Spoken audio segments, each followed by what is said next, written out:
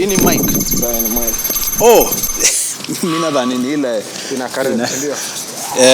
Ina karibu na record. Okay. Uko nasema video gani? Hata sio video. Ni ngoma. Ngoma kwa album. Like ngoma ni record way back.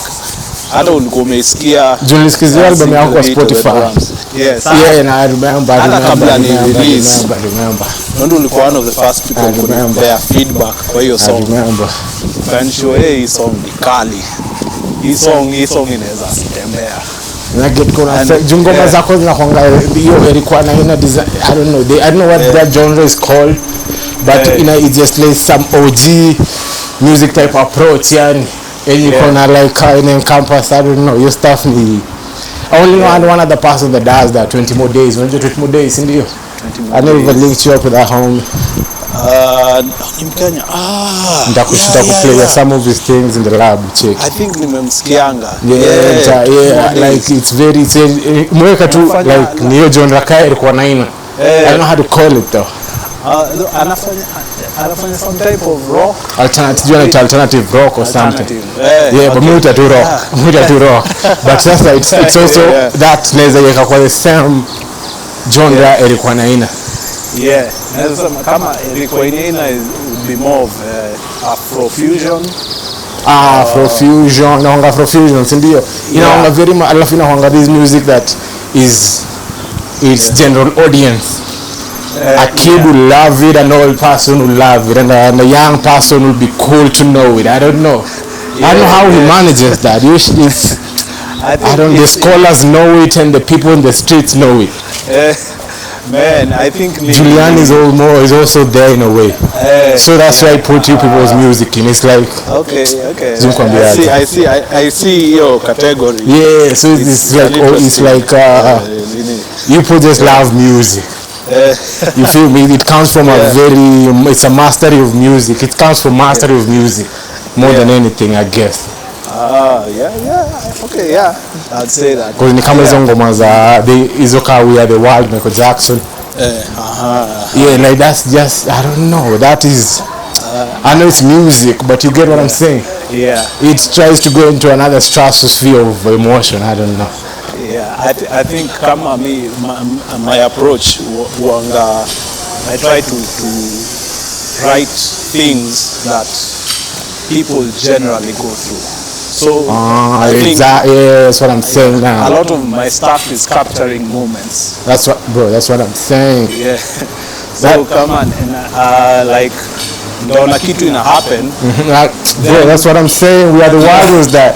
You feel me? It brought us to Hayati, to the moment. Then they gave us now the emotion of how we are supposed to feel about the whole situation type.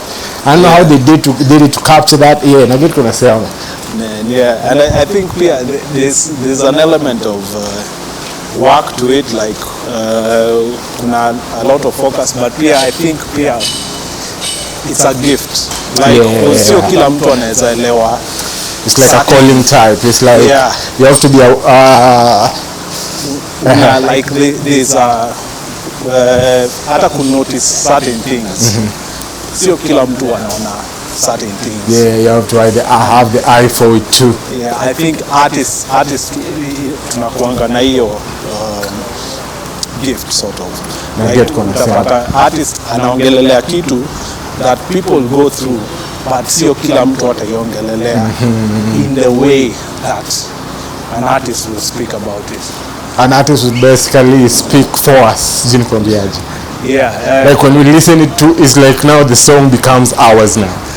It's ours. It's not even you people's now. It's our song now. It's mine. Funny thing comes ani hawezi jiandikia ngoma. And I get this. Utabambika na hiyo kenye umeandika na lazima ikubambe kwanza.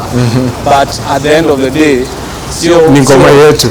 After the release you lose ownership. Because the only ownership you now own is monetary now. After that it's ours now. You own it on paper now. Yeah, like wase like hawezi record ngoma alafu useme tu itakuwa yako ya kusikiza. And you can do that, but so as long as you haven't put it out. Hiyo hata kama an artist, I think hiyo kitu usumbua mtu. If you have uko na song na unasikia hii song kali, unataka watu waisikie. Na get kuna sell. Get kuna sell. Yeah, so it's the artist journey, man. Yeah, so part of pia Kenya nilikuwa na kushow sasa hiyo song. You know, by the way imefika. It's playing on radio stations around the world. Wallahi. Like that's how the did first you manage song that? Really released internationally, and it's my contacts. It's just putting in the work, Mazi. Like looking for as well, like you could put into the work, like doing stuff, like showing up for the mission. Always consistently showing up for the mission. Kujituma, unajua you always bro. And pia I think pia they come to appreciate, like as long as you put out something genuine that relates to people. Yeah. Sky is the limit. Yeah, cause at our deepest core we understand what's genuine, what's real. Yeah. You cannot fake that. And once we identify it, we are there. And I get gonna sell. Yeah. So man, hata mimi to be honest, sikuwa expect if you get that far. Like you can't even your stuff yote. Oh man. Well, that's just something you came up with kwa akili yako. It's like a tune type, unajua. Yeah. I think ilikuwa I think ilikuwa inspired na like we are the world type. I'm telling you, because music comes from that type of like standard. I don't know. I just don't know the genre. There should be like a genre for that type of music. It's your music type. It has utility because it made people contribute to it. You feel me? Yeah. And it still has. It still is used in other occasions now that are not even that now. Yeah, like Simeko re-recorded, I think like more than 3 times. Kuna the original, kuna yenye ilitokea I think in the 90s, I think. Holy shit. Some different people. Kuna so Michael Jackson was also a version of it now. Yeah, I think he was in the original. Lionel Richie and so there was also like the OGs has also done something like that. Yeah, I think MJ alikuwa on the original, but I think the whole concept ilianza Lionel Richie. The only control the friends. Someone come put the guitars, music, bro. And I think hiyo hata kuiweka as a genre, it's ni to limit the scope of things, like it's the scope of the impact of it. Yeah, nice space, man. Welcome. Yeah, man, let's do it. This is how we're doing it from. Let me get you the cushions on the thing.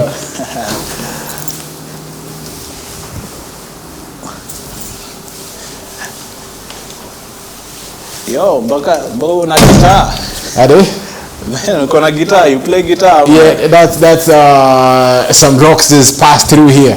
Hey. I am like the series of interviews goes, bro. I'm trying to get you people funding basically. Yeah. For sure, that's what's up, Mazai. That's what's up. Yeah, so this is the bass, bro. You feel me? Hey. The bass, but there's no lack. So they were opening the curtain using natural light in here. Hey. Okay. So there's a blackout. I don't know because of what now. Hey. It's all good. It's all good.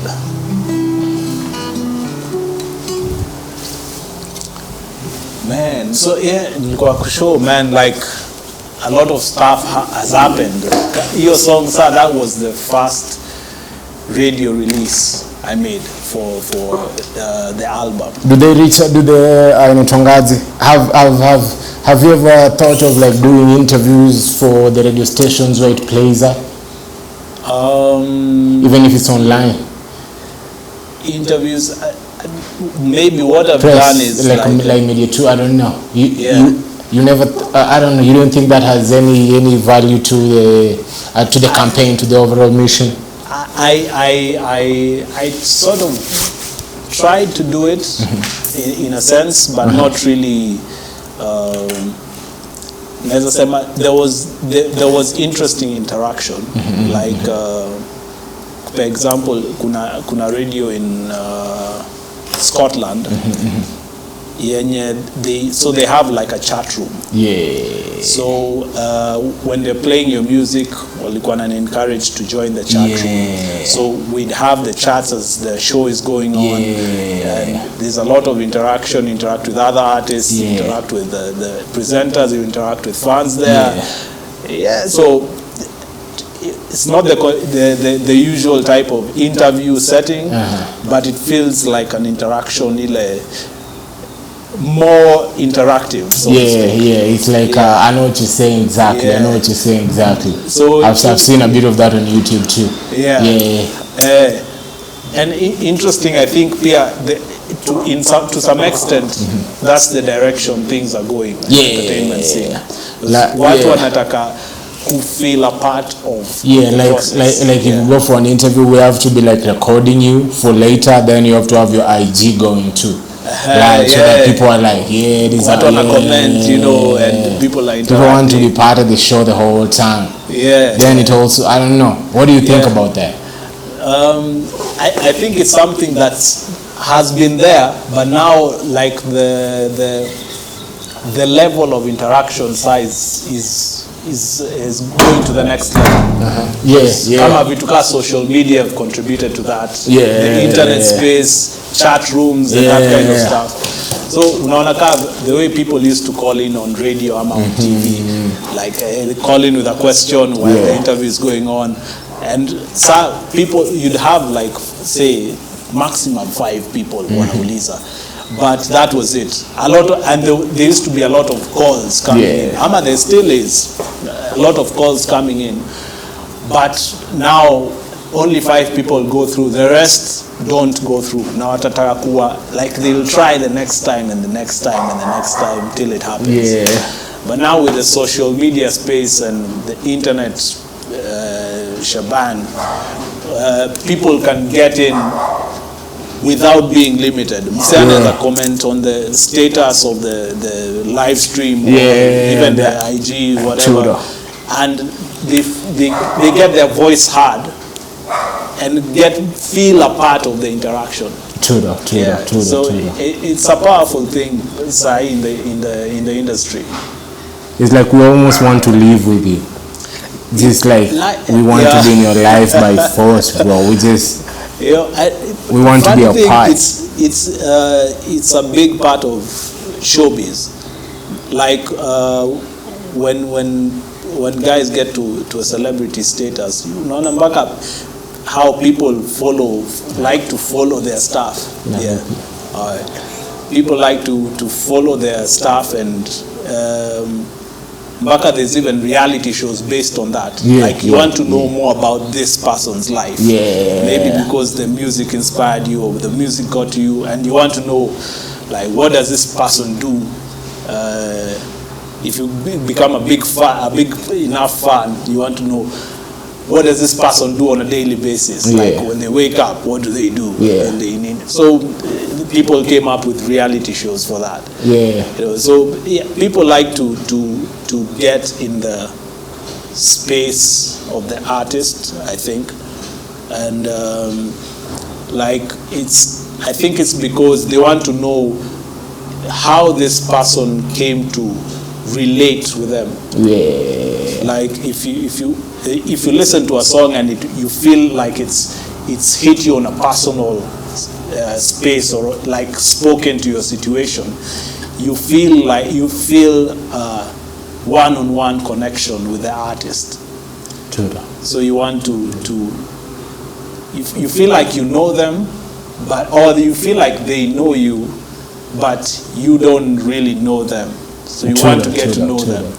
It's almost even like if I've been watching your content for a while, then I meet you, I'm almost interacting with you like you should know me too.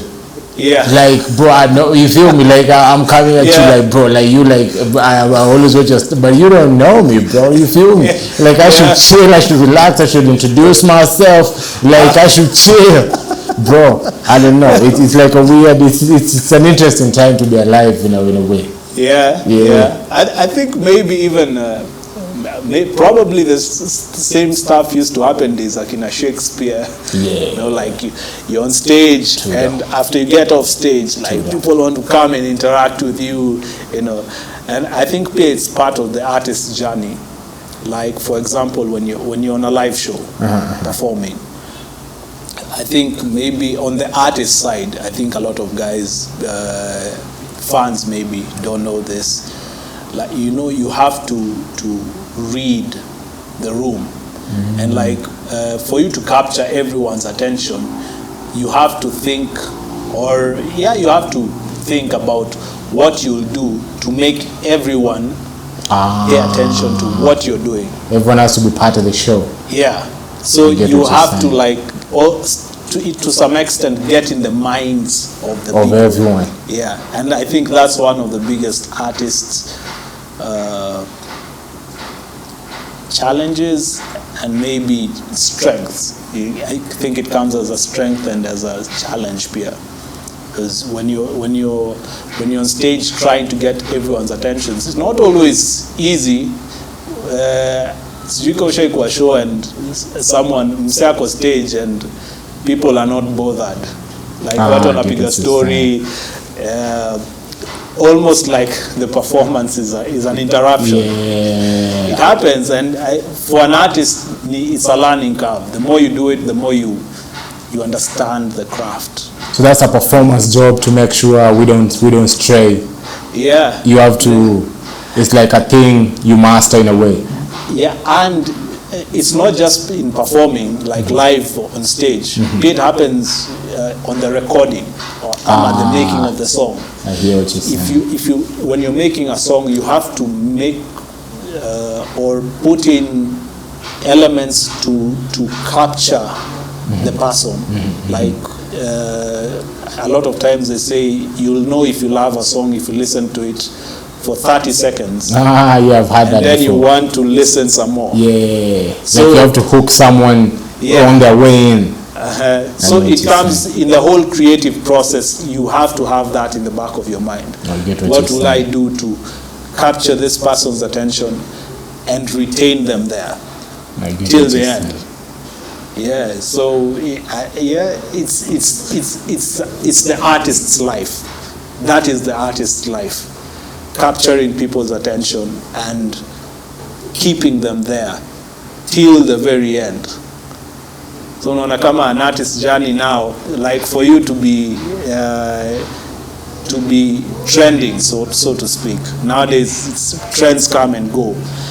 For an artist to survive through the trends, you have to keep people engaged throughout your career.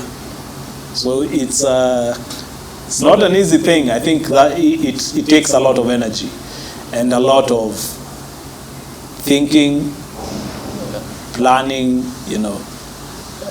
And I think that's why it's important for artists to have teams, because doing all that on your own, man, is crazy. It's a toll on someone. I think it's very important what you've been saying about I don't know if that's what they call the attention economy. Like you have to deal with attention. It's the attention is the currency now, and that's the artist's job to. And that's really profound with you. Yeah, and kwanza now with social media and stuff, things are more intense. Back in the day, an artist would say release an album, let's say, or release a single, do a tour, then relax, take time a bit to internalize, maybe work on other projects. Nowadays, with the social media and stuff, you have to keep people engaged for you to remain relevant, as they say. You have to keep people engaged. You have to post, if not every day, at least 3 times a week. And your post has to catch people's attention and retain them and keep them engaged for the next thing you're going to do. So man, it's you have to almost incorporate the marketing in the craft, in the craftsmanship, unajua. Yeah, man. And kama wanasema the marketing bit, it's key. Like if you don't understand that bit, man, it becomes a tough grind. True though. Yeah. So those are some of the things I picked up like on my journey. Like, you're good, you're talented, you have awesome work, you have amazing ideas, brilliant concepts, brilliant songs. You record them there. Hey, you do a super video, but now the pushing bit, I think that's what gets a lot of artists. People don't think about like if you record a song. This is a funny thing you may encounter now with artists, especially who are coming up. Mm-hmm. You may record a song, and you have the song. Mm-hmm. Let's say on your phone or on your computer or something, mm-hmm. and then you expect it to get played on radio, mm-hmm. but you're not contacted anyone on radio, you've not even put it online, but you expect it to magically mm-hmm. start playing on radio, or if it's a video, start playing on TV. Yeah. A lot of people don't think about what happens between you working on the song and it coming to, getting to the people. Yeah, by the way, but what are some of the like steps people use to get like the record to what's the name of the record, by the way, the exact name of the record that got like international airplay? There's a couple. That was the first. Oh, that was the first. Yeah. What's the name of that? That was Dancing to the Beat of the Drum. Dancing to the Beat of the Drum. Then like at the time, what are the things like you probably remember like you like put in place to have it like get those heights maybe? Yeah. I think one of the things is that's one of the songs I put out there like for free, mm-hmm. Nice. People to stream, download. Mm-hmm. So I was sharing it all over. Like, which platform did you first put it on? I think I first put it on SoundCloud. Uh-huh. Yeah. So there's a song I'd done before that, the one with the video, Happy to Be Yours. Happy to Be Yours. That was, I released that as a single, mm-hmm. and I pushed it a bit. Mm-hmm. It also got some viewership. Mm-hmm. It was picked by Channel O. Oh, nice. Yeah. Nice. Got me into some crazy controversy with not copyright, like the CMOs. What's the CMOs? Royalty collection societies, the collection management organizations, I think. What do they want? Could you speak on it? Yeah. Man, that's I think that's a story for another day. It's a crazy story, man. How did you get out of it? Still not settled. To right now. Like royalties owed, and it's a whole crazy story. I think I posted a bit of it. It was posted on some. It was published on some sites some time back. The story, on Facebook. But let me not get. Do you know as a PR student you could find ways to capitalize on that, on like like basically you're a musician, right? I don't know if I think yours is the battery on yours is died, bro. Yeah, get this. Yeah. So what do you call it? Capitalize on it and use it to. Like you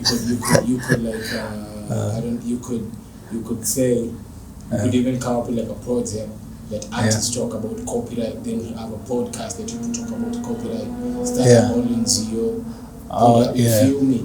Yeah. Get people and go even around like music schools and teach people about copyright. By the time you go to court, bro, you'll say like, bro, it was like a mistake I learned. Yeah. This is what I've done to even educate. Bro, come on, they would, bro. Yeah, I feel you. Good media filming. You know, some sponsorship from it. You understand? People I hear, man. You run some panels on TV. You speak with some lawyers. You understand? Funny thing is, actually, some free representation. You understand? Funny thing is, we did a bit of that. There's a pod we started. And it was not, that was one of the issues, one of the smaller issues, but there was a bigger issue we were trying to address. So we started a pod with two other guys, Shaman Wagwan and Verbal Vein, shout out to them. It's called the Gatekeepers Musically Speaking podcast. So what we did with the podcast was address issues affecting the industry at the moment, because there's a lot of things that we, from experience and doing the grind, putting in the hustle, we found a lot of things that were not working as they should be. Like one of the major things we discussed in the pod is, which is, sorry to say, it's a challenge that is affecting Kenya. But why is Kenyan music not getting international recognition? Again, and I'm not saying that it's not at the moment, but it's growing, yes. But for example, picking the Niger scene. At one point, Nigeria was borrowing from us. I read an interview by one of the Longombas. You remember Longomba brothers? And Alikuwa, he was saying, so they relocated to the US. By the time walikuwa hapa, the Nigerian music was learning from Kenyan music. Like Nigeria used to come here to record, to learn, to grow their music. The source, like we were leading in the African scene. Then a few years down the line, Niger takes off, and like right now Niger is big. SA, same thing. SA has always been like at par, but at one point I think we were probably above SA music. We had like Kenyans who were Kenyan time yakina Isa, like when Nameless, that time Gopa DJs, Khalif was out here. People were going. Like the guys who were locking down Akina Kora Awards. It was full of Kenyan artists. Akina, They all had tunes. Tunes. As rap tracks, bro. Tender tunes, bro. These never know my fans do now, bro. And like a rap song, we just know it. Maze, and interesting thing is I grew up to a lot of that music.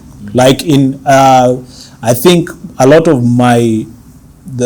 when growing up, like in primary, let me say mostly in primary, I grew up in the time when Kenyan music was now becoming a big thing. Like there was a time when the only music was playing was international music, but then the Kenyan music, like in a Red Sun, that time, like Kenyan music blew up.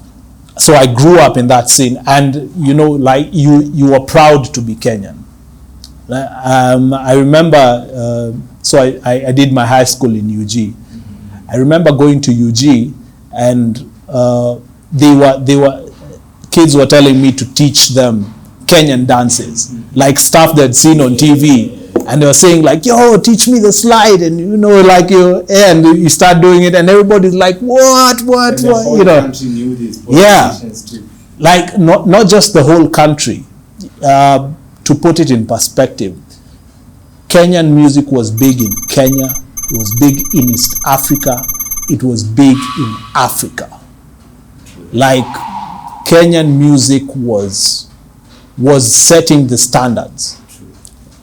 Then somewhere along the road, something happened, and Niger overtook us. SA blew up. Our neighbors TZ, who Akina Diamond, they've practically launched their careers here in Kenya. True.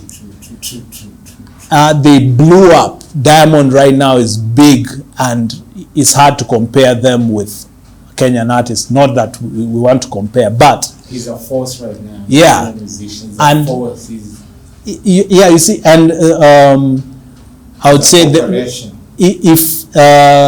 if they are at that place, even UG, like Akina Chameleon, the levels at which they're playing the game, man, it's crazy.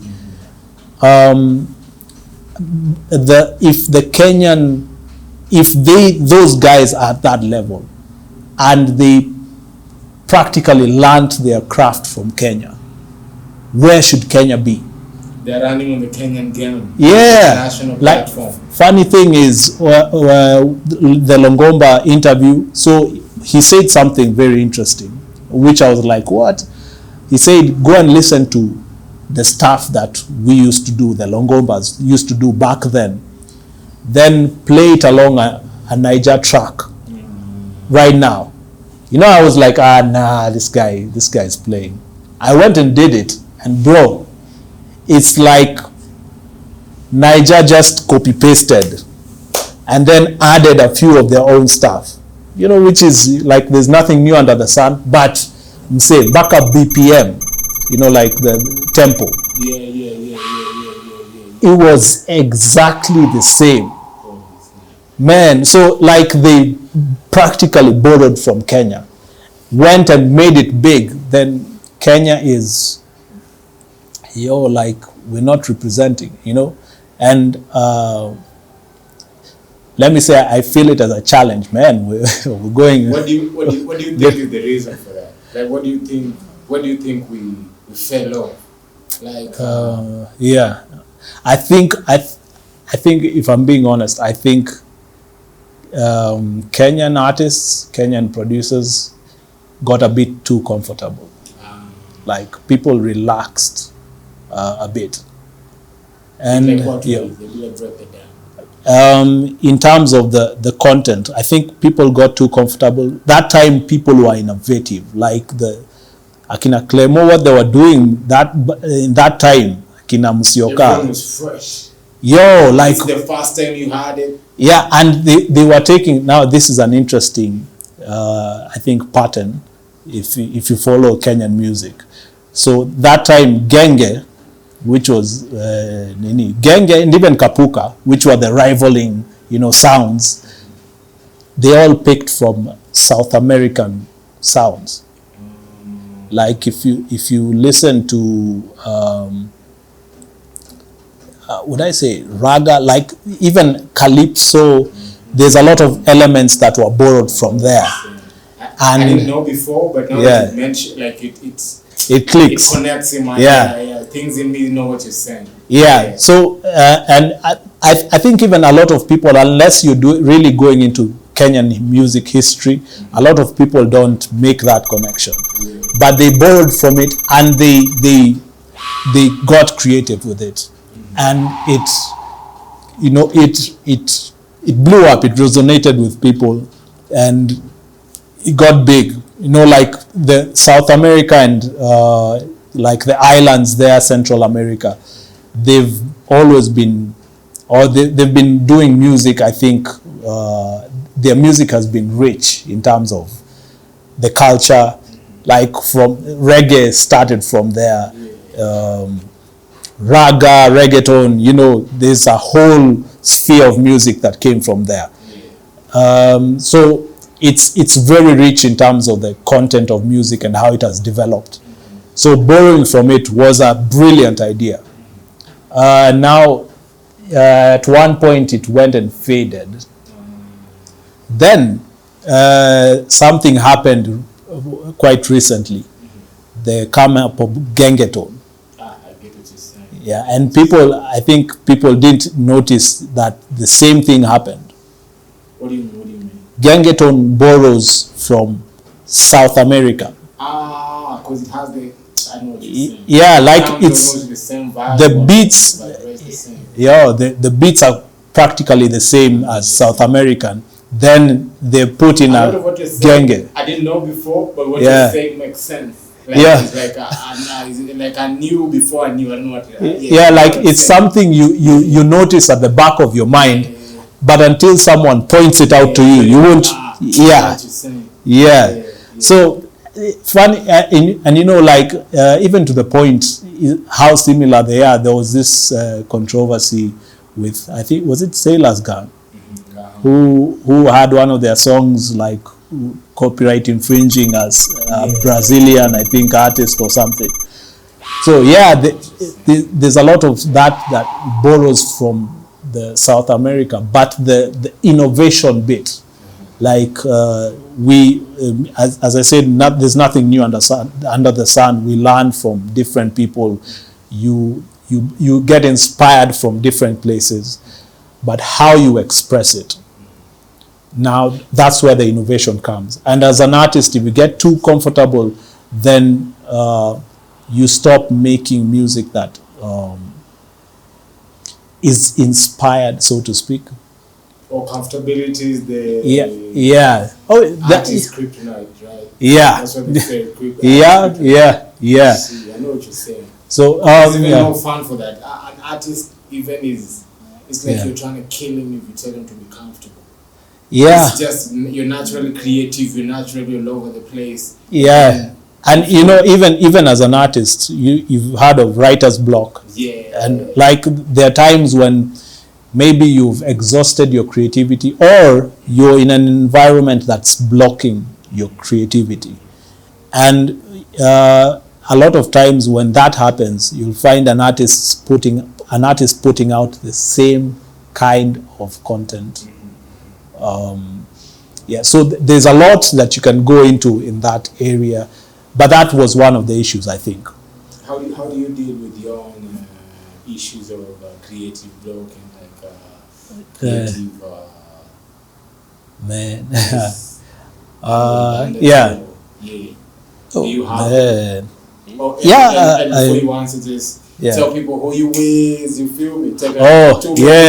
This is fire. Don't be on the media, but just introduce yourself a little bit. We got into it even without the introductions and stuff. For sure. So this is Mari. I'm a singer-songwriter based in Nairobi. Like to think of my style of music as pop and R&B. And so that's me in a nutshell. You'll get to know more about me as you keep on watching. So keep it locked. So we're talking about like some of your creative downtimes, maybe creative blocks, and how you maneuver that, how you trick that out of your way.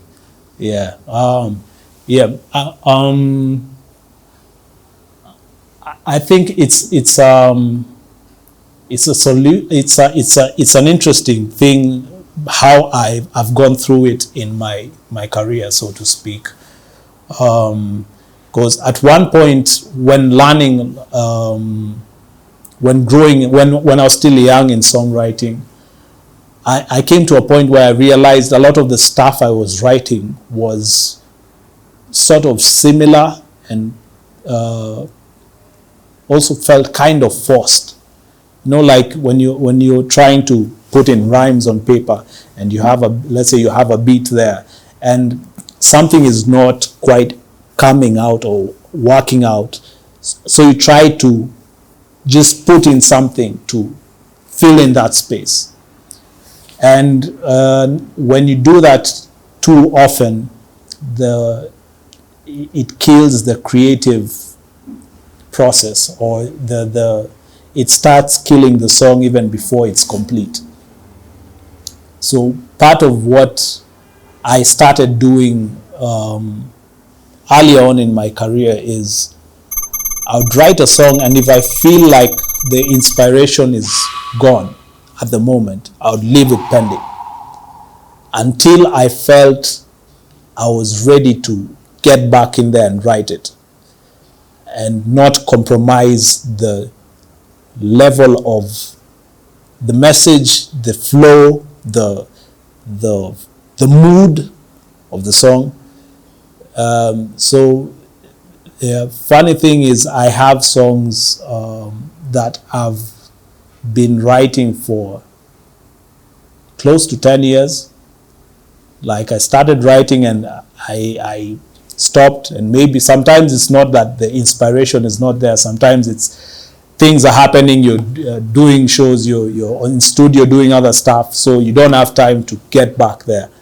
And I like writing in a cool space where I don't have too many interruptions. Yeah, so that's part of how I have dealt with writer's block. So by the time I get back to it, let's say you've given it like 2 years, 3 years, and that time you've been growing, like you're doing shows, you're performing, and as long as you're in the music space and doing your thing, you keep growing. By the time you get back to it, you're like, oh, bro, like, yo, what I can do to this right now. Yo, yeah, so I have quite a number of songs that have happened that way. And a lot of that is what made the album, like Let It Out album. So I had a lot of songs which I had in my mind, and I'd put them aside, and I was like, yo, I think I need to put in a compilation to get guys to know my sound. Yeah, and I think that, again, that's one of the challenges I faced in the industry. Like trying to express my sound to people was it was challenging. First of all, What ways? Funny thing is, you know, in Kenya we listen to a lot of pop, but we don't make pop. I consider myself a pop artist. So when trying to express pop ideas, I found a lot of producers did not connect with that. If you listen to the closest we have to that is Afro pop. Yes, which again is a fusion of the African sound and pop, but it's not pop. The other main style I do is R&B. I think you can count the number of R&B artists in Kenya. Yeah. So those being my two main styles of music, it was a challenge trying to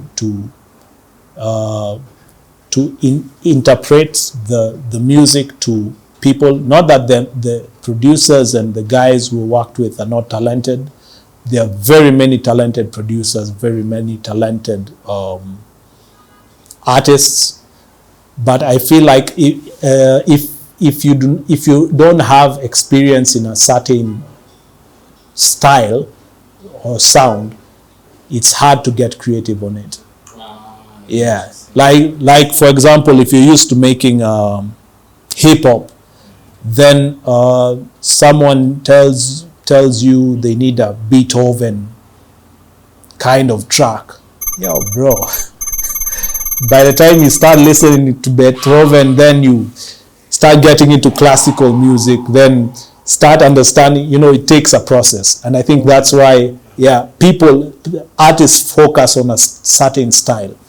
Like as you grow your music and you grow your craft, you tend to focus on the style that fits your music best. So I think my biggest challenge was where I fit best was I was sort of alone in a sense, or felt like I was alone. So and again, part of what I've how overcoming the challenges was I've had to learn instruments. Like I picked up guitar to be able to express my music better. Like one of the songs on the album, Matilda. Yeah, you did the yeah. It's not even a lyric video. It's like an animated graphic. I would say graphic video. Yeah, because had a lot going on. Yeah, good stuff, man. Yeah, funny thing. The first time I recorded Matilda, the producer, I won't mention names. producer made it Kapuka. Oh man, nice. Is that nice or that bad? It had its own groove, but wasn't the idea I had for the song. In fact, the original idea was R&B. But now, after I did it, and a few guys liked it, I played it to a few friends. It even got picked up by some DJs somewhere. That was back in the day, like 2011s and thereabouts. I had to re-record it, and when I started playing guitar, like learning guitar, I felt like guitar connected more with the song. So I did it as an acoustic song, and that gave it more of the feel of the original feel I had in mind. Yeah, but funny thing, it was still not exactly what I was thinking, because it became acoustic. The original idea was R&B. Yeah, but what's more bro, do you know where he learned the guitar? Because he had to, he felt he needed, just what you've said exactly. Yeah. He needed something to expand his expression or something. Yeah, no kidding. Lil Wayne can play guitar. Bro. What? When he went that's crazy. Thing, yeah. Bro, he was learning guitar. Yeah. So there's some songs that is him playing the guitar for what? That's the guitar. Yeah, bro. Yo, that's crazy. There's artists that come from technique. Yeah. Like your technician, your music technician too. Yeah. Yeah, I respect that. I respect that too. Man, yeah. And it helps the overall expression. Yeah. Jackson played some instruments. Yeah. He played the guitar or some other instruments as well. Yeah. Bob Marley. Yeah, I know. Artists play some type of instrument. Yeah, I know Stevie Wonder. I think Stevie Wonder and MJ they're known for how involved they were in the creative process. Yeah, like Stevie Wonder, for a lot of his songs, or a couple of his songs, as far as I've heard, he played every instrument in the song. Like, so he played the piano, played the drums, played and layer the whole instrument. Yeah, do the vocals, do the backups. Yo, so man, and I kind of relate. MJ the same. He used to do a lot of direct his own music, dance styles. Yeah, he used to practice. Bro, imagine he used to practice for those dance styles for hours. Yeah. Man, yeah, I heard they used to they used to do rehearsals, like for a tour. They used to do rehearsals 6 months in advance, like 6 months of intense rehearsal. You rehearse like you're performing the final thing. Yeah, every single time, because you're with Michael Jackson. Yeah, you can't even miss a step because you win the whole show, bro. So that's why I respect those guys. Like the creative process they went through to make their stuff is crazy, and I kind of relate a lot with them, because for a lot of my music I tend to direct a lot of what goes in. So like in the album, for most part, for almost every producer we worked with, I was like, the concept goes like this. Maybe I'll play the keys, show them how to play. Then I'll tell them, okay, I want a guitar to come in like this. So I want this kind of beat on the So and I want this bass line.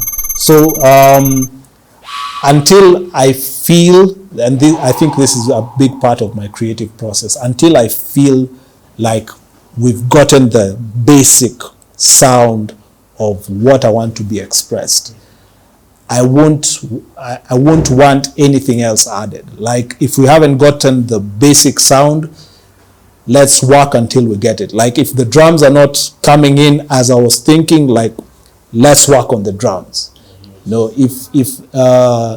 If the bass is not coming in like the way I was thinking. If I have to play it, I'll play it. You know, like I want it to go like this. So until I feel that, and I think maybe some producers would think I'm difficult to work with, but yeah, those who've worked with me know. So until I feel that, I won't let the producer express their work. Not that I don't want them to express it, but I'll first let the basic sound get captured. Then I'll tell them like, yo, fill it in, like put in what you think would make it richer. You know, like getting on your creative process there. I get that. Kanye West is like that too. He worked for Travis Scott for years. That, bro, my drums don't know like his drums, bro. I didn't know. He would look for this man for years, bro.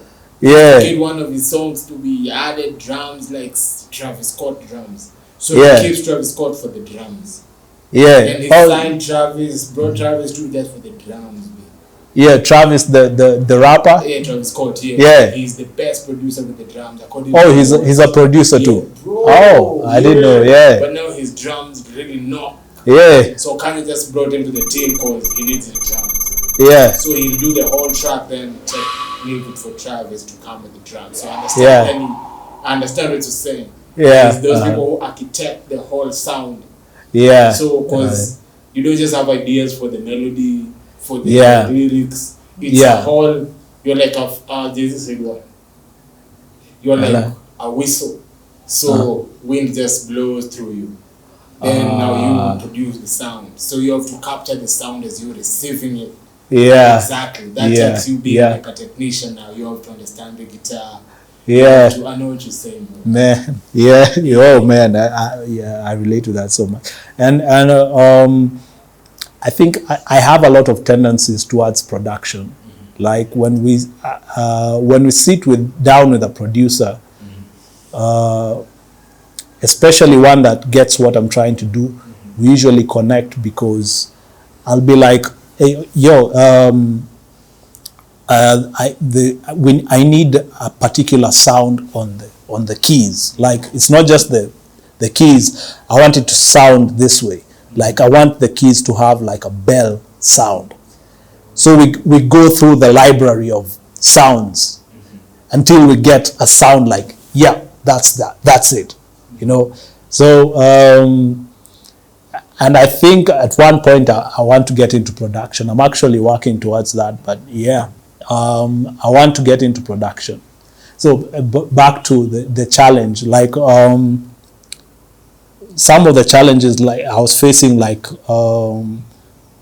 I wanted to do some elements of rock in the album. And how many producers do you know in Kenya who've done rock?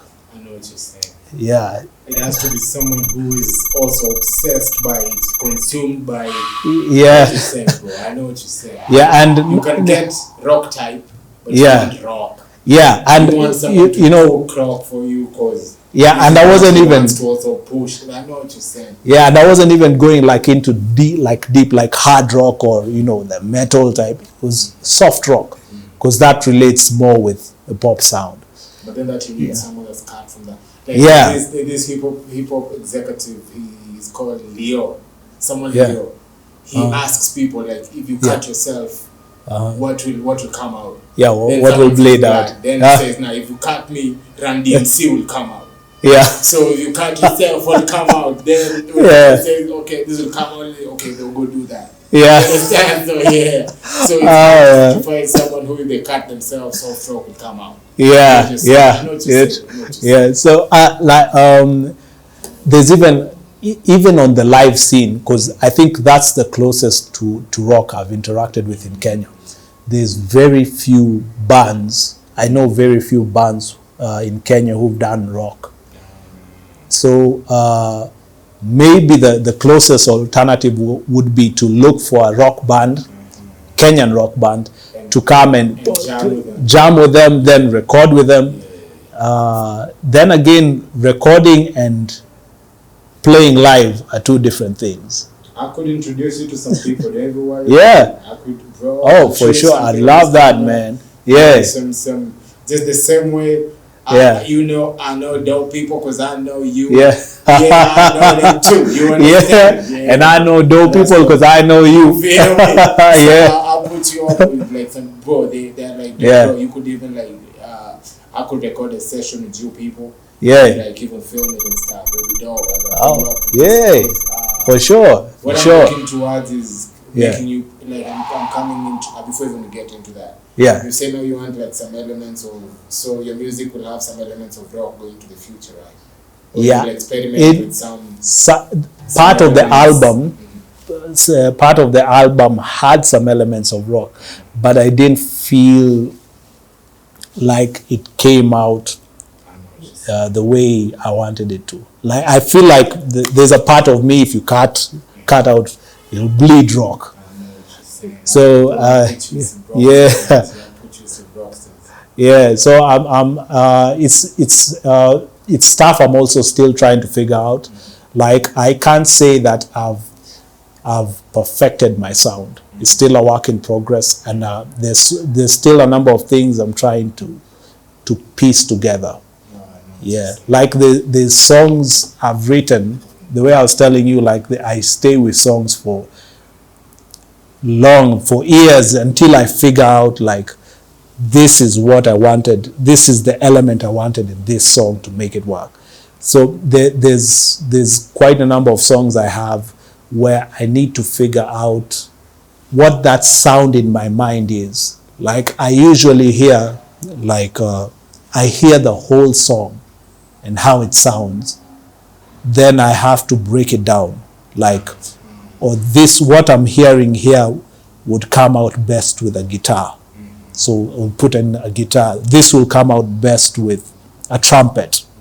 So we'll put a trumpet in there. So until I figure out those things, I'm still developing my sound. So, and I think it's a work in progress. Like you never fully get everything that you want to do with music. It just keeps evolving and keeps growing. Yeah, I think that's what artistry is. Yeah.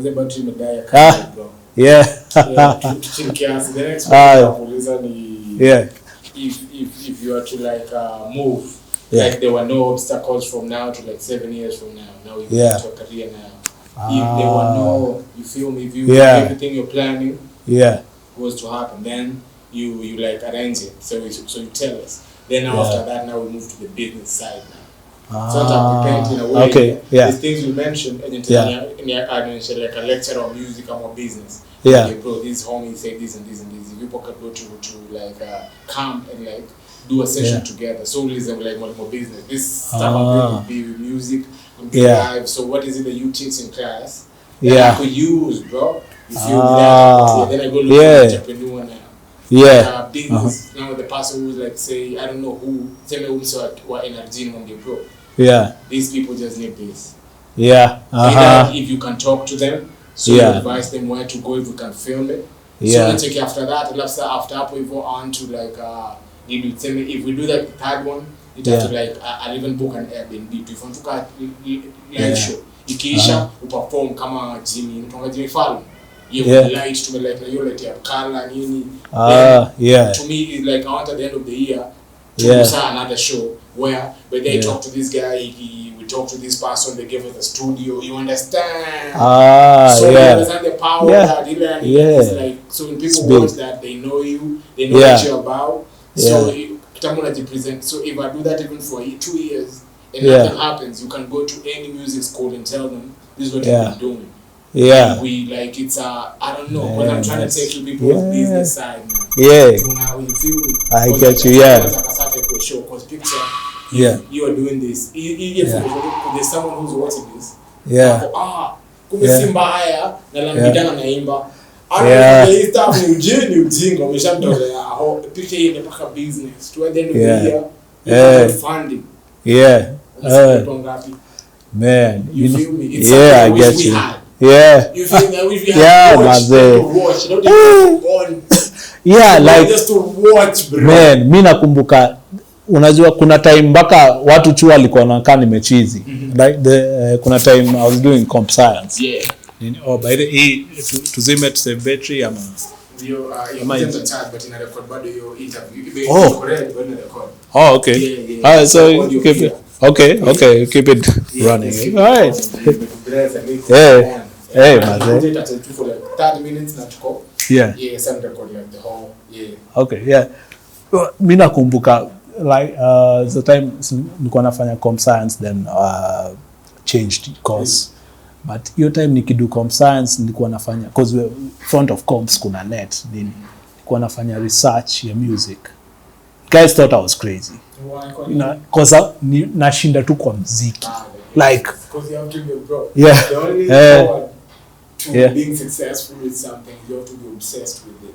Yeah, like learn the ins and outs. Yeah. You have to become the craft, bro. I don't know no other Man, say that sounds like I'm some sensei you saying, yeah. No, I'm telling you, like, you have to become this shit. Yeah. Shit. To become, to be the what? Yeah. To beat the game, you have to become the game. You have to Yeah. you have to coach. Yeah. No, like you have to be better than the ref.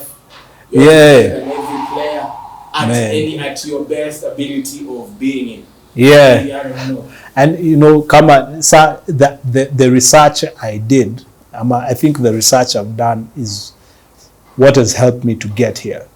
Because I was researching things that like people were not even, things that people are not even discussing in our space, like in the music space, things people are not even thinking about. You know, I think I'm probably the first African artist to distribute my music independently. Oh, yeah, I get what you're saying. Yeah, like without a label, without a, you know, because I had done that research and that stuff was still new and it was happening, it was new out there, and I linked up with that from here. Because there's only a few, there's still just a few pioneers of it. Yeah, like independently, there's very few artists, and right now it's like picking up, but when I did it, it just takes a lot of learning. Yeah, you have to like figure it out. Yeah, and you know, like it's a whole nother sphere of the music business. And you have to become just a whole professional. True. And now, funny thing is, I think even me when I was doing it, I didn't know the impact of what I was doing. When I started realizing, nakumbuka, I went to, that time it was called Kenya Music Week. So I go to the event, and you know, this is a crazy scenario, and a lot of funny, this, like, the industry has a lot of crazy ways in which things happen. So I go to the show. It was a conference. It's a music conference, and they have a lot of artists, a lot of big names from all over Africa, like talking about the music industry, talking about what's happening, how to improve the music industry and all that. So I walk into the conference. It was happening at Sarit, you know, like the exhibitions, like where there's a lot of companies set up. Then now there's a room where the workshops are happening. So I come in, I get the brochure. So from the brochure, the topics are pre-selected. So you see what they'll discuss. The speakers are there, you know, like the whole detail, the program of the whole thing is there. So I walk into the place where the conference is going on, like the talks now. And so I just walk in like kawaida, so I'm here to, you know, pick up what's going on, see what I can learn, see how I can network. I walk in and I notice a few people look, you know, like that's normal when you walk in, a few people look, but I notice something changes. Like I walk in and there's like faces turning, then there's chatter happening. And I knew the topic they were discussing from the brochure. But then I noticed, I walked in and even the panel that was seated there randomly changed the topic Like it wasn't even on the brochure or anywhere in the topic. They just randomly change, and you can tell if they're discussing something, then it goes to something completely different. You can tell like that transition was not smooth. What's happening? So they just randomly changed the topic to distribution of music. So I'm like, oh, okay, this is interesting. I've been doing this, so let me hear. And I realized they changed the topic not because they're contributing to it, but they're trying to figure it out. I hear what you're saying. So they were asking, like, how can you distribute music worldwide without the help of a label? Yeah, how can you do that? And like I'd done it, so I'm waiting to hear other ideas. Like, this is a good question. So, but everyone who was speaking was like trying to figure it out. Like, we don't understand. That's the crack of the music levels, bro. Yeah, Even for it's still a big thing to figure out right now. Yeah. So now the funny thing is, it's like the whole topic was brought up so that I contribute to it. But I'm there. I'm not a speaker. I've not even been invited to, but I'm just there like to learn, to network, to borrow from the big wigs, because there was people from all over Africa, big names, like big owners of publishing firms in SA, and like the who is who. And they were asking a question that I had the answer to, but no one else seems to have the answer. And I was like, so you mean this, what I did was that big? Yeah, you should that big as around that shit, bro. And, funny thing is, I've been working towards that. Part of what inspired the pod, the Gatekeepers pod, was we were trying to, there's a lot of hurdles we have in the music industry, and part of it is the restriction of knowledge. Do you think there's restriction of knowledge? A lot. What do you mean, bro? Yeah, people, there's, of course, for every business, there's trade secrets. Yeah, but there's the line between trade secrets and information. Like, for example, if you want to be, I think this is part of what we discussed, if you want to be an engineer, there's a process and it's mapped out for you. You go to school, you have to pass these subjects in school. Then from there you apply for the course in uni, you get in, you do the time, then you get in, look for a job in a relevant field. There's a process to that. For a doctor, same. Lawyer, same. Marketer, same. But for music, what is the process? How do you become a successful musician?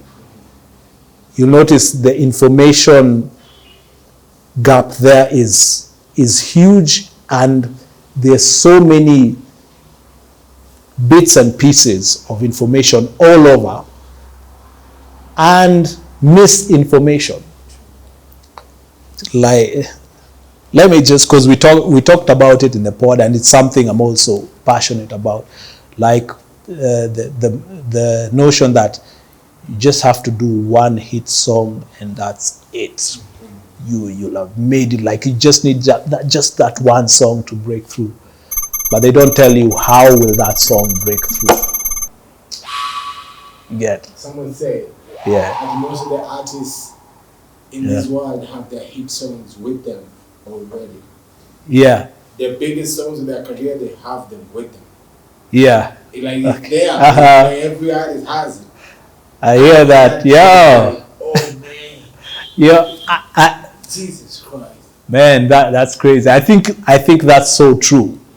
Because you'll find the for example, just to let's pull back the curtains a bit, because I feel this is what the music industry needs. why is it that getting signed to a major label is like the epitome of success?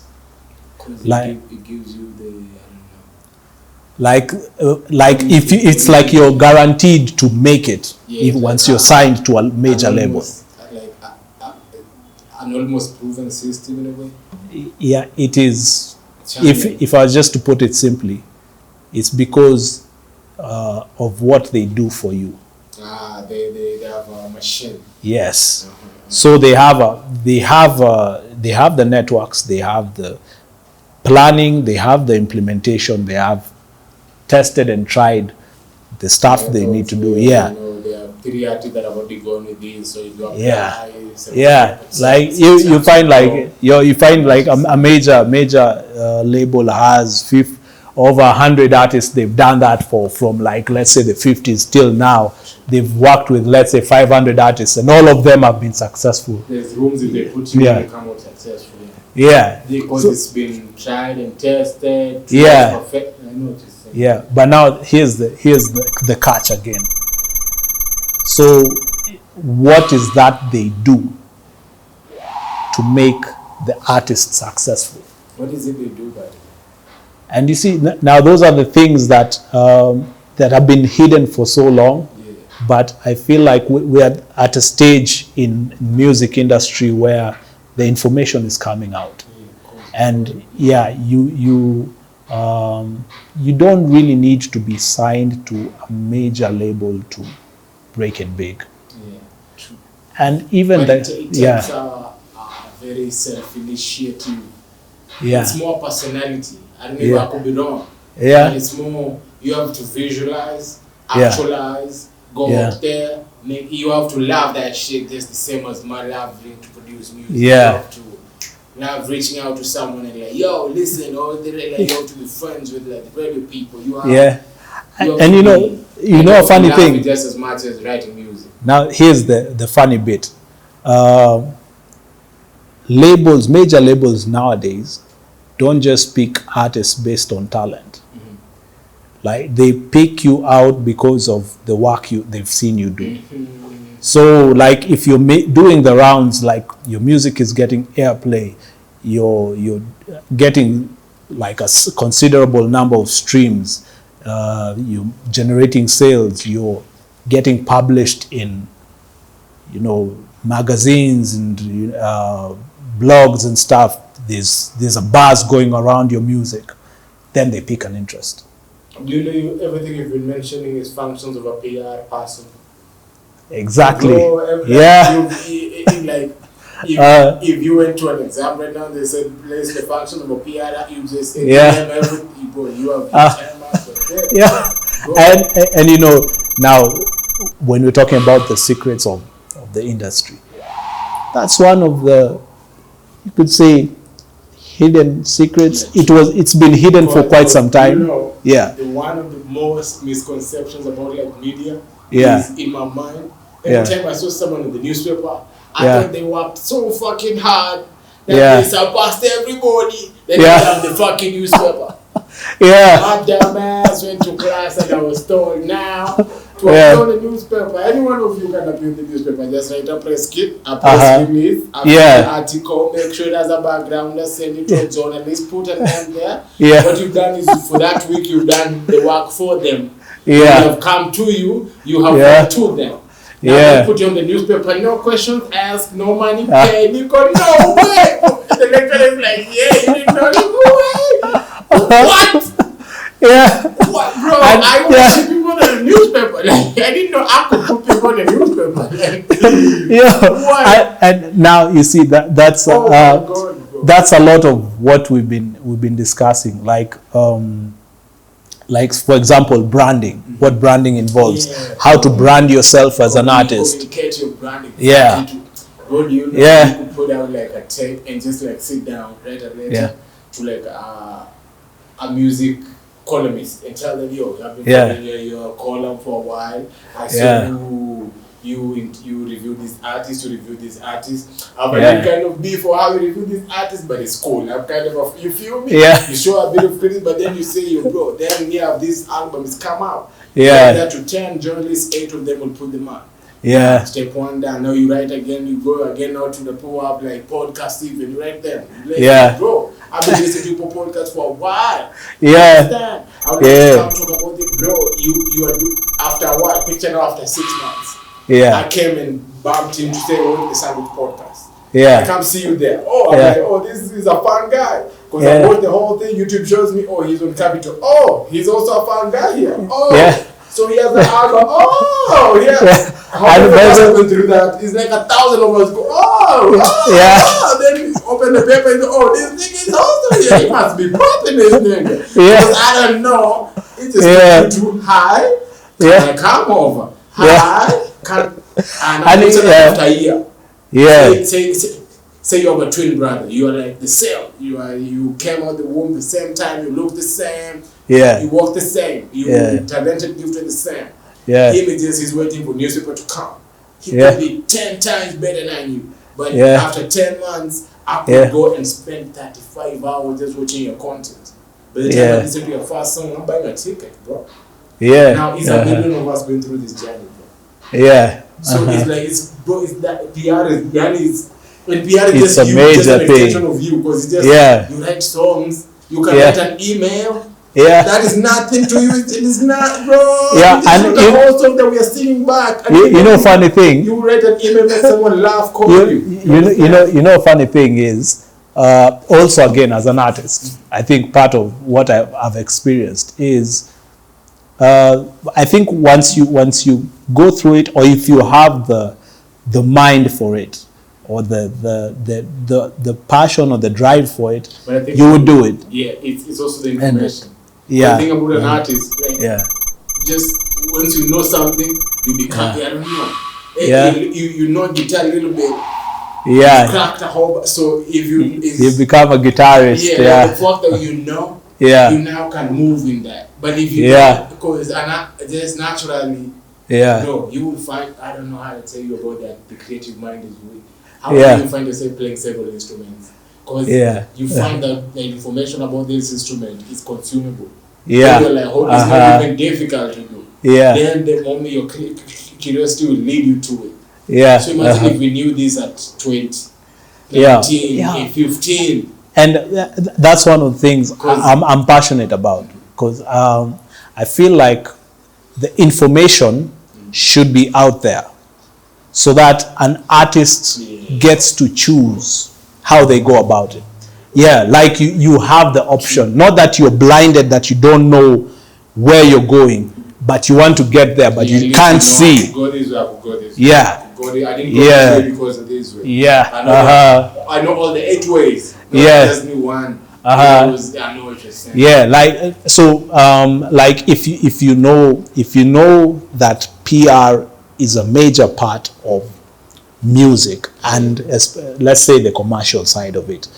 If you're going the commercial route, then you have to incorporate PR. Then you have the choice. If you want to maybe learn PR, you can learn it. If you feel like you don't have the motivation or the drive to learn PR, you can hire a PR firm or PR people and get that bit handled. Help them place that food. Yeah, but you know, now for me, and I think for most of my peers in the industry, for us it was a learning curve. Like you went through it, and nobody's told you that. You have to you research, you trial and error, you do so much, then you get to figure it out at some point.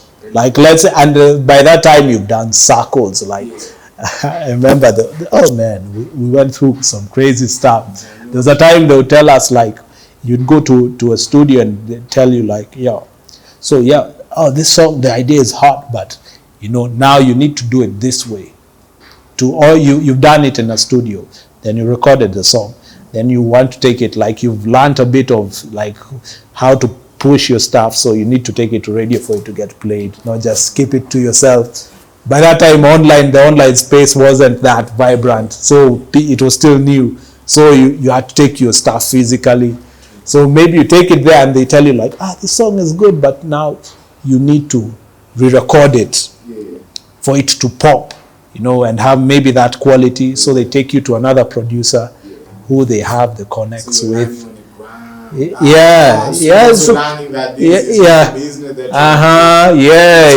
is okay. The music is okay, but someone's trying to make business from you, and it's realities, man. I know what you're saying. So by the time you've done that round, and now you've paid for a song twice, then you take it to the radio, gets played maybe once. And I've had this, a lot of people I know have gone through this. They tell you tune in this time. They play it that time. That's why you give and that's a it. whole bunch of money. Basically, it's illegal on two fronts. You know why? Yeah. Because payola is illegal to begin. But man, they're like, and that's also a very controversial thing in the industry. Payola. They're now twisting your arm. Payola. Yeah. Robbing you of the payola. So you rather go pay for you to get played now. You rather not just pay. So they're robbing nice, bro. Now picture that. Payola is illegal. You're not supposed to pay to be played. Until you pay double, not even play the music itself. Now it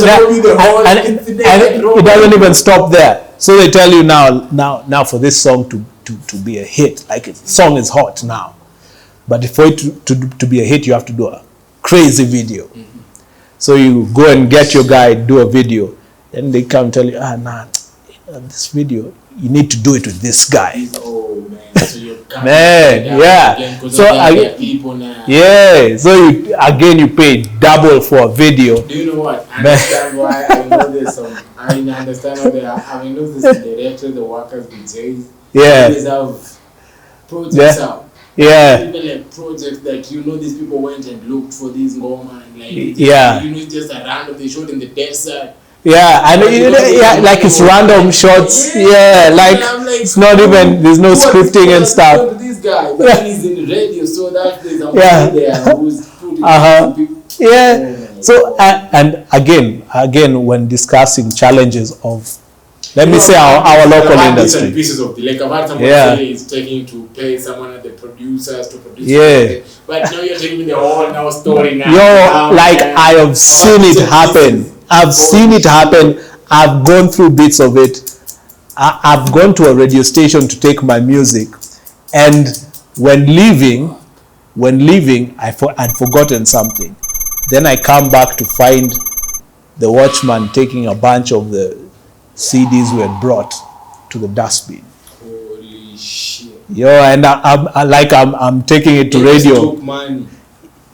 Okay, that I didn't even pay for that. But if you take it to the radio, at least the least they should do is listen to it. They should have someone there who or something. Bro, I don't know why, but you see in America there will be someone who intentionally went to work at the radio station because he wants an opportunity to listen to those tapes. Because he knows deep inside he just needs two. And his whole life was changed. He just needs two. And bro, I can mention names from the, I don't know, there's records of people like this, you understand? I don't know why that's not a culture here. And I think that's one of the challenges we've been discussing on the pod, and even going out there trying to change the way things are being done in the industry. Like for example, and I'm not throwing any hate or any shade on anyone or any organization or radio or anything, but my music is being played out there more than it's being played here. Inside, I know what you're saying. And so and here's some of the excuses you'll get from or reasons you'll be given for not playing your content. The quality is not good enough. If it's playing out there, the quality is. But what the thing about quality is the thing that we play online, the thing that we gravitate towards online, Yeah. Like top note. It's just stuff you vibe to. It's the And energy, like we know what's good. yeah, and you see that's what happened with Gengeton. Like the kids who are making music, yeah. We don't even understand, but the stuff about that mystery we know is in us. Yeah. So I just know whatever you're talking about. Like I bit of it. Like the Gengeton guys were talking about things the youngins were going through at that time, the things they related to, that other music was not speaking to. Yeah, even if you did not agree, you knew. Yeah. You know what they would say, you see. Yeah, you've seen it happen, and you know these are the things people talk about. Yeah. Like you can say I'm not about that. But you know it's a part of society. Yeah. You know. Yeah. It's real life. So what happened was their music blew up online, and it wasn't even the best quality in terms of production. In fact, the videos were I would listen to some of the songs, and some of them were not even professionally mastered. Like it's not even, let alone mastered. It's not even mixed. It's just vibe. They just recorded stuff and put it out there. Because you can't fake the energy. Yeah. That is what now we receive. Yeah. And now, and you see the quality and everything is for like it's luxury. It's for people now who have systems and like theaters that now can separate the set, bro. As we just the vibe, bro. As we just the vibe, you listen to this thing on the phone that has one speaker on the side. You understand? And we will jump to that shit. You put it in a cup. For surround effects, you know. How many times have we done that? How many times have we done that with good music? Yeah, and it's the authenticity. You feel me? You can't replace that. And so it goes so much that sometimes we don't even listen to the language, bro. We don't understand. Yeah, like the Sheng, these guys have been putting out Maze. Like I know Sheng, but sometimes you need to catch up. Like, hey, you're like, okay, yeah. Now, if this bad language, this is bad. I don't even know what they're talking about. It's not radio anything. Begin, bro. Yeah. I don't know if they're dissing me to begin, but I'm with it. You feel me? I'm with it. If they're dissing me, I'm not probably deserve it. You feel me? Like, you feel me? I'm down for the abuse. Yeah, and I'm down for the degradation of society. I'm all of it. Yeah. And now this is where I think the gap in music knowledge and in knowledge in the industry was clearly visible.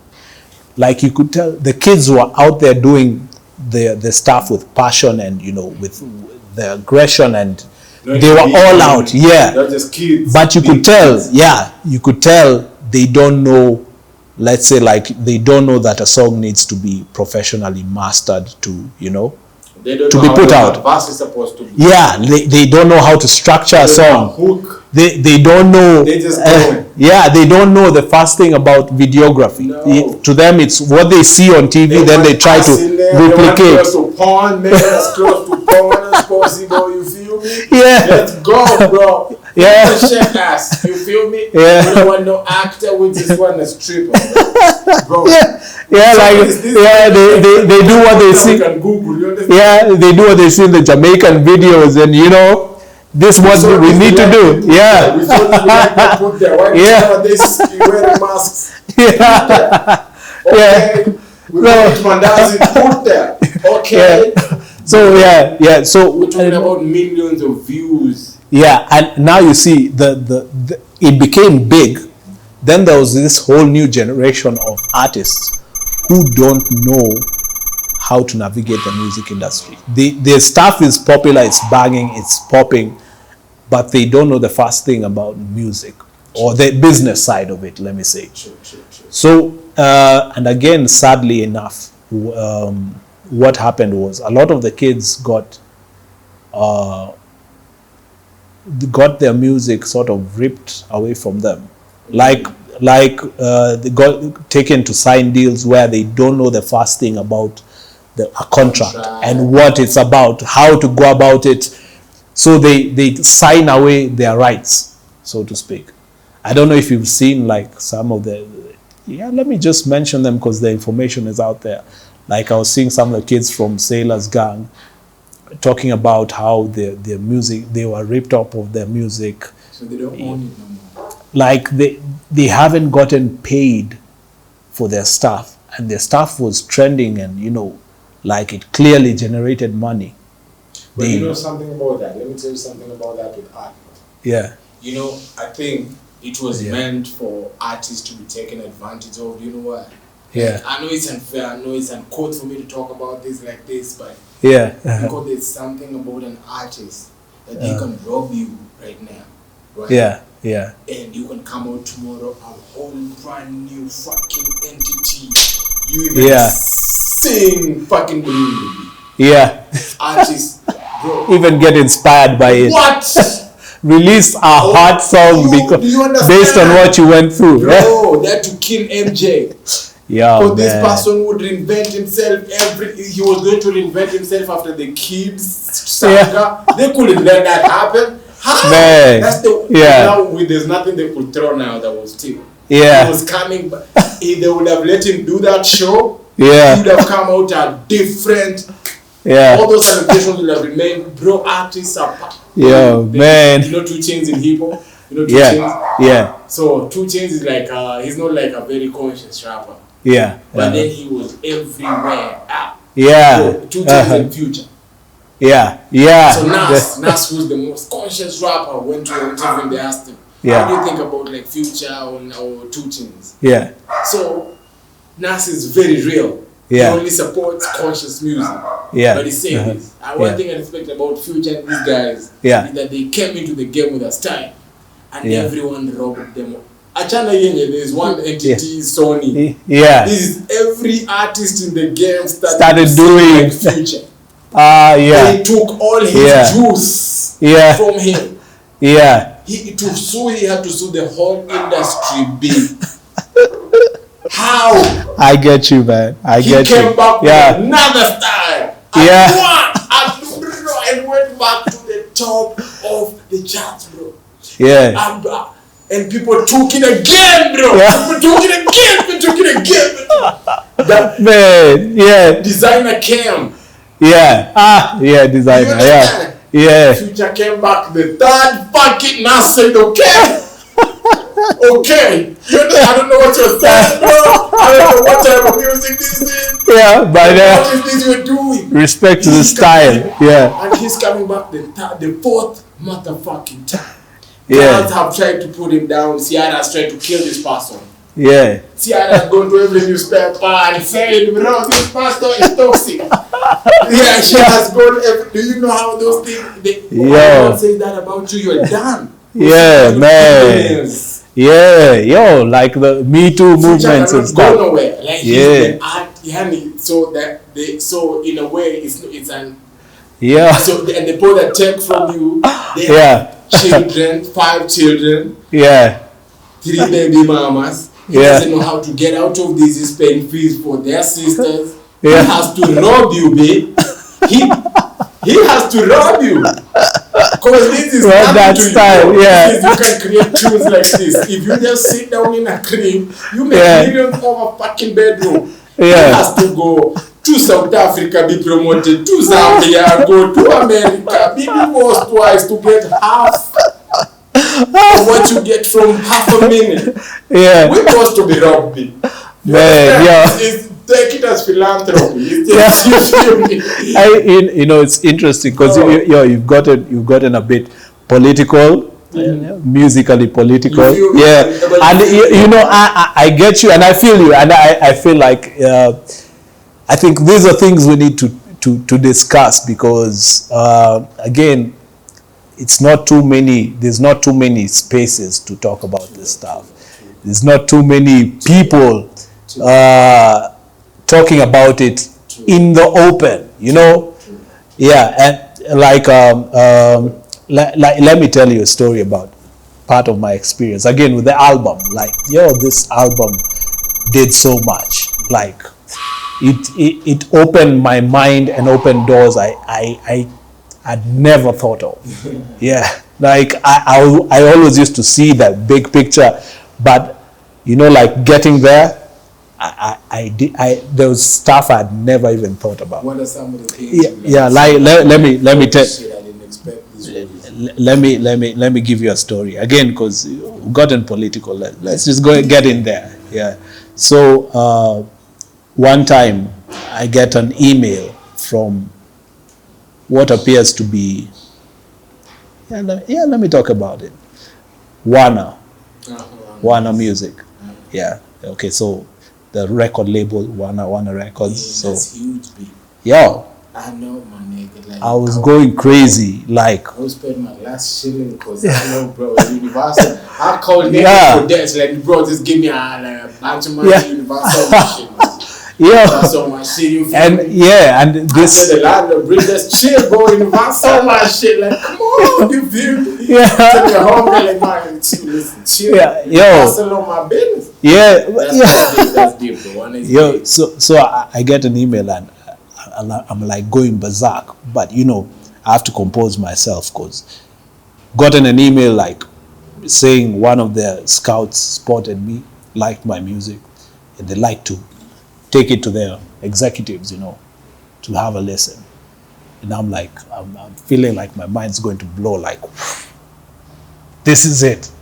But I've been doing music independently, so and on the international scene, there's been that debate, going independent or getting signed. So I'm like, here, it's come to me now, and okay, now I'm looking at it, and there's some few things that look funny with the email. Number one, nobody signed it off. Like like let's say this person, this title, no. So it has to come from some office. Yeah. So nobody has signed it off. So that's like a, sign. Then again, I look at the email, like the email at what, at Gmail at what. So it has the Warner Brothers, what's called domain, but not exactly. But what they tell me to do is to test it out. I should copy paste that email to a browser and see what site it leads to. But it's almost similar, but it's not. Yeah, but it leads to the official website. Yeah, like it goes to the official website. And I test it out, like, to see this is the actual website, and it is the actual website. So I'm like, yo, okay. That test was crazy, but pans out. Yeah. So they tell me, like, part of the offer was, so the deal is, if it works out, Beberexa, I don't know if it's Beberexa, BEBE, then space REXHA. What is that? She's a popular artist.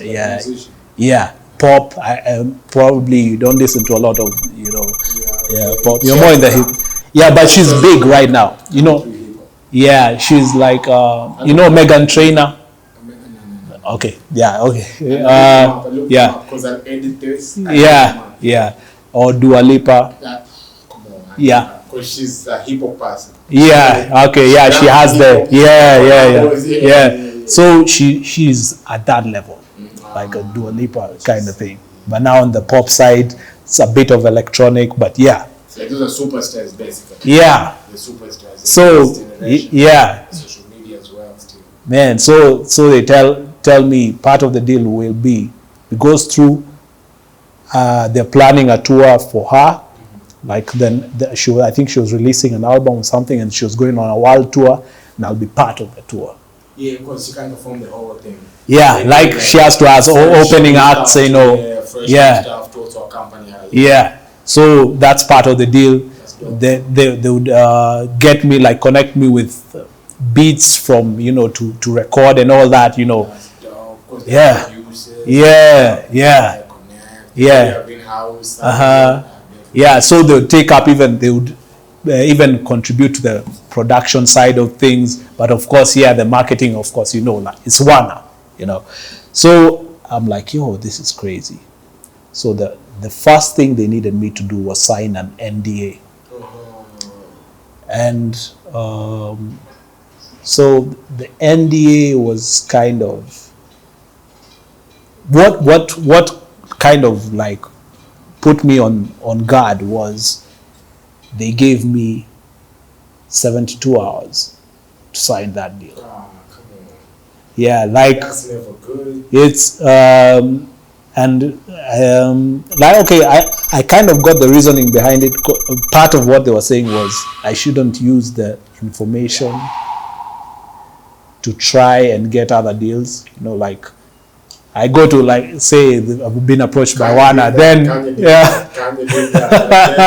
yeah, you go to Sony, yo, these guys made me an offer. Yo, even Kanye was coming from Universal to Warner. He's probably the one who made them do that. He was going to upsell himself using Warner deals now. Man, he has it's in his album that now, man, I even went to Jay-Z, then Jay-Z when he signed him, then he called his homie. Warner Bros still want me. You have beaten a drum. Don't just say that is fire. So now, so they learn also from the business too. Like they're the game leaders, so they adapt to whatever situation. So now they've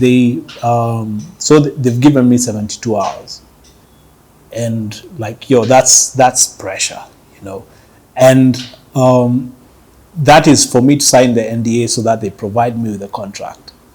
And like, if they're rushing me to sign that fast, and again, we've had, like, if you've done your research in music, like contracts and history of artists signing contracts with major labels, sorry to say, and end up in contracts where they can't get out. Bro, I don't know. Prince, I know Ecstatic was signed. Yeah. When to me at the time she was the dopest African rapper. Wrong, but how she out-rapped AKA. Yo. On the same track, and she was a gun.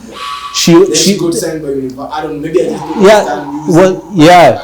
don't I think you're on the right path. Like, she was signed. I think she was signed to Sony.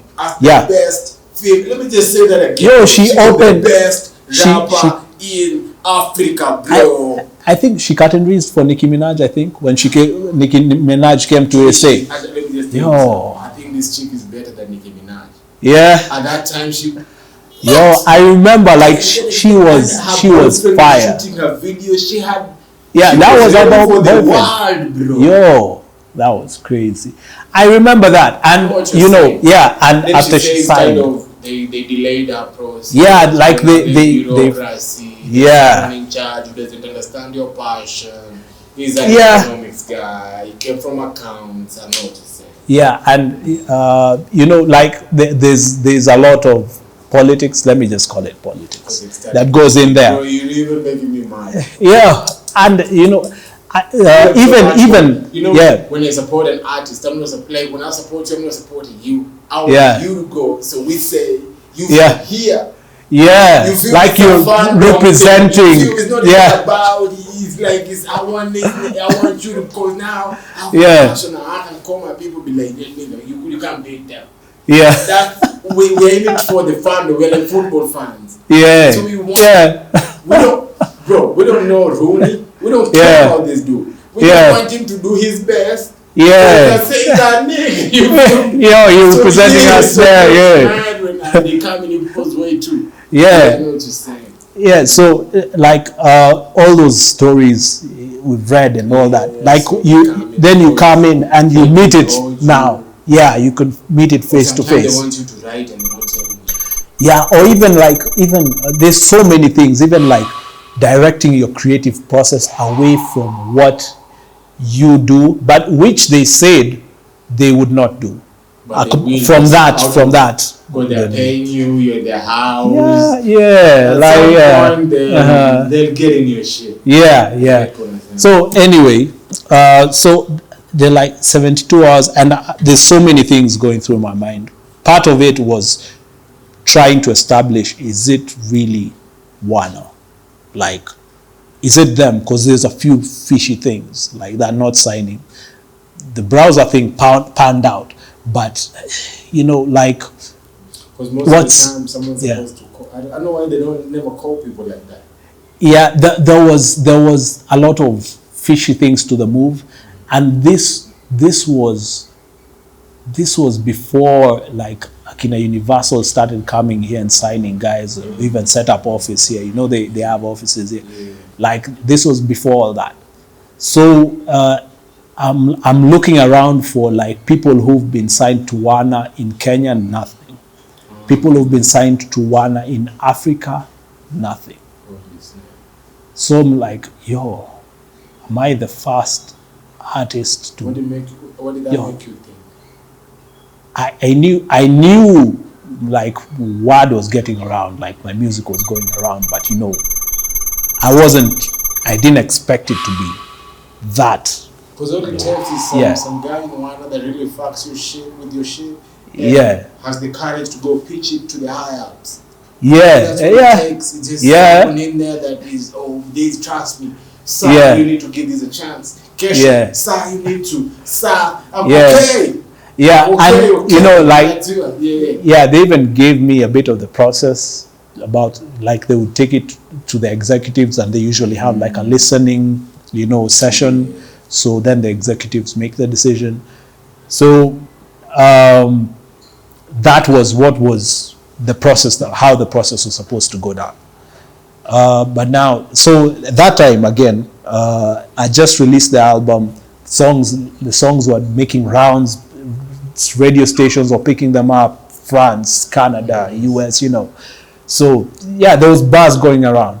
So now I see them approach me. The album, I had just released the album on CD version, and the only place it was available online was on Boomplay. So because I'd made an exclusive deal with them, like I'll have it on there exclusively online for some time. So it was only on Boomplay. So me trying to figure out how they found my music, how to go about this, how to handle it, like 72 hours is short time, like to make a life career. Yeah, like a life decision. So at the end of the day, I tried to stall. Like, I need more. Like I tried to tell them if there's other ways I can verify it's them. I even tried to write to them online. Because I couldn't inbox them. They had their inboxes closed, so I had to tag them on, write on their wall or Twitter and stuff. No response, but I was trying to reach out to confirm the authenticity of this. And also trying to say buy time, see, like, be able to make a proper decision, not based on pressure and So what happens immediately? The 72 hours ends. Like the next morning, I wake up to news. Warner has signed a deal with Boomplay. Holy fucking snap! Like they were watching Boomplay. Because you have to watch Kenya, bro. Yeah. It's like a very loud country. Yeah. You can't just ignore. Obama came from here. Like, just even if it was in America, you just Google Kenya because Obama, as in it is. Yeah. As in it is a loud country. Yeah, and like we were talking about earlier. It's Kenyan. Kenya is just out there. Like Kenya has one of the biggest markets for music in Africa. No, I've gotten this from Make Africa. Kenya makes Africa successful. Yeah, like South Africa is dope because come on. Like think about how many. Only sing to Kenya. Tanzania only sing to us directly. The rest of the world indirectly. Yeah, even think about the Nigerian artists who've made it. how many of them have not passed by Kenya? Even the actors be. Yo, yeah, like housemates just watch Nigerian stuff since we were this young. Yeah, and now that's the thing. Again, the challenge that we have a big market, but why does the market seem to benefit others more than it benefits us as Kenyan creatives?